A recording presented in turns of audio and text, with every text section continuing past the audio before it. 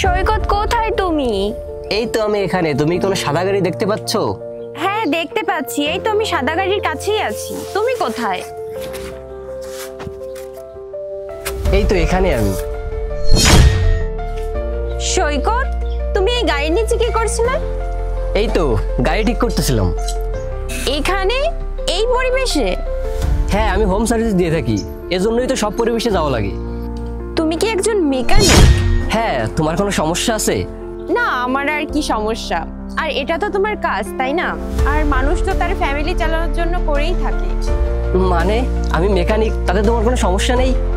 না, আমার কোনো সমস্যা নাই। তাহলে কি আমি অ্যাকসেপ্টেড আমার কাজের সাথে? হ্যাঁ, আমি তোমাকে ভালোবাসি। আর তোমার এই কাজের জন্য আমাদের ভালোবাসা কমে যাবে নাকি? হ্যাঁ, তোমার কথা শুনে না ভালো লাগলো, কারণ আজকালকার মানুষেরা না মানুষের কাজ দেখেই বিবেচনা করে। এ ভাই, তোর কাজ কি হয়েছে? এই তো স্যার করতেছি, এখনই হয়ে যাবে। আরে তুই কি করতেছিস? তোকে আমি কি বলে গিয়েছিলাম আমার মিটিংয়ে যেতে হবে? আমার 2টার সময় মিটিং আছে, আর তুই এখনো কাজ শেষ করতে পারলি না? এই তো স্যার করতেছি, আর মাত্র 10 মিনিট লাগবে। 10 মিনিট লাগবে? আর এত সময় ওর সাথে গল্প করছিলি, আর এখন বলছিস 10 মিনিট লাগবে? মন কোথায় থাকে তোদের? আর আমরা কি জন্য ডাকি তোদের? স্যার আমি এখনই করে দিচ্ছি। আচ্ছা তুমি 5 মিনিট দাঁড়াও, আমি এখনই কাজটা শেষ করে তোমার সাথে কথা বলতেছি। কোনো ব্যাপার না, তুমি মন দিয়ে কাজটা করো, আমি এখানেই আছি।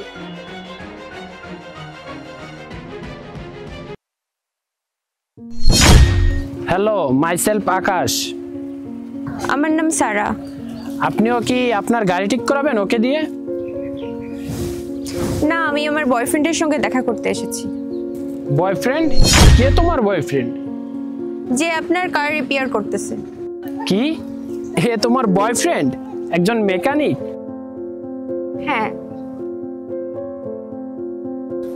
তুমি এই কার চক্করে পড়েছো? তোমার একজন বড়লোক বয়ফ্রেন্ড বানানো উচিত ছিল, যে তোমাকে ইচ্ছা মতন ঘোরাতে পারবে, তোমার মনের মতো করে শপিং করে দিতে পারবে। আমার না এসবের কোনো শখ নেই।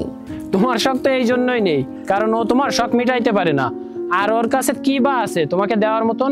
আর আজ যদি তুমি ফ্রি থাকো তাহলে আমার সাথে যেতে পারো, আমি তোমাকে বুঝাবো যে জীবনের মানেটা আসলে কি। আই এম সরি, আমি দেখতে ইচ্ছুক নই। দেখো, তুমি কিন্তু খুব বড় একটা চান্স মিস করতেছো। এখন আপনি আমাকে বোঝাবেন কোনটা ভালো আর কোনটা খারাপ?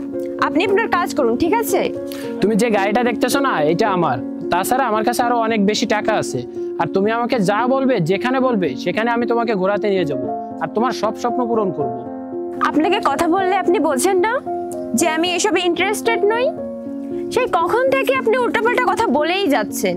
আপনি যদি সৈকতের কাস্টমার না হতেন না, তাহলে আপনার সাথে এতক্ষণ আমার ঝগড়া হয়ে যেত।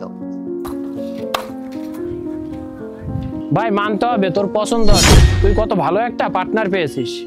আজকালকার সময়ে এরকম মেয়ে পাওয়া ভাগ্যের ব্যাপার, আর তুই অনেক লাকি যে এরকম একটা গার্লফ্রেন্ড পেয়েছিস। থ্যাংক ইউ ভাই তোকে। কি চলতেছে এগুলো? আমি বলছি, এ হলো আমার বন্ধু আকাশ। আমি ওকে বলেছিলাম যে আমি আজকে তোমার সাথে ডেটে যাচ্ছি, আর আজকে আমাদের প্রথম ডেট। তখন ও আমাকে বললো একটা মেকানিক সেজে আয়, আর ওর রিয়াকশন দেখ। তার মানে তুমি মেকানিক নও? না, আমি মেকানিক না। তুমি মেকানিক নও তাহলে কার রিপেয়ারিং করছিলে কেন? ওটা তো আমি অভিনয় করতেছিলাম, আর এটা তো আমারই গাড়ি। ও, তাহলে তোমরা দুজনে মিলে আমার পরীক্ষা নিচ্ছিলা? হ্যাঁ, তুমি তো জানোই আজকাল ভালো মেয়ে খুঁজেই পাওয়া যায় না। আর আজকাল যাদের কাছে টাকা আছে না, তাদেরকেই সবাই ভালোবাসে, আর যাদের কাছে টাকা পয়সা নেই তাদের তো কেউই ভালোবাসে না। আর যদিও কেউ ভালোবাসে, তারা লাইফ টাইমের জন্য থেকে যায়। তাহলে কি আমি পরীক্ষায় পাশ করেছি স্যার? তুমি তো টপ করেছো।